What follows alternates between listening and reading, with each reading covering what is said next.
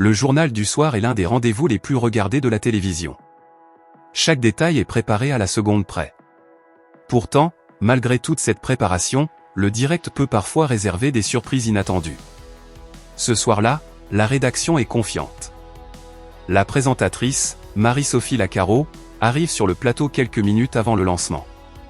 Comme toujours, elle échange quelques mots avec l'équipe, relie rapidement ses fiches et ajuste son micro.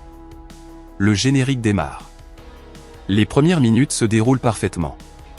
Les sujets s'enchaînent, la présentatrice garde son calme habituel. Mais au moment d'introduire un nouveau reportage, quelque chose attire l'attention des techniciens. Un silence. Un silence très court, mais suffisant pour faire réagir la régie. Sur l'écran de contrôle, la journaliste semble légèrement désorientée. Elle tente de reprendre la phrase qu'elle vient de commencer, mais son regard quitte un instant la caméra. Les secondes semblent soudain beaucoup plus longues.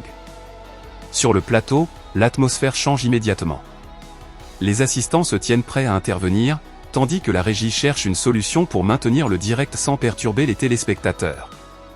Puis la situation devient encore plus inattendue, la présentatrice s'interrompt complètement et pose ses mains sur le bureau comme pour se stabiliser. L'inquiétude gagne immédiatement l'équipe. En quelques secondes, la production prend une décision rapide. L'image bascule vers un sujet vidéo prévu plus tard dans l'émission. Pour le public, la transition paraît presque normale, mais dans les coulisses, c'est l'effervescence. Un médecin présent dans le bâtiment est immédiatement appelé. Les collègues entourent la présentatrice et s'assurent qu'elle va bien. Heureusement, la tension retombe progressivement.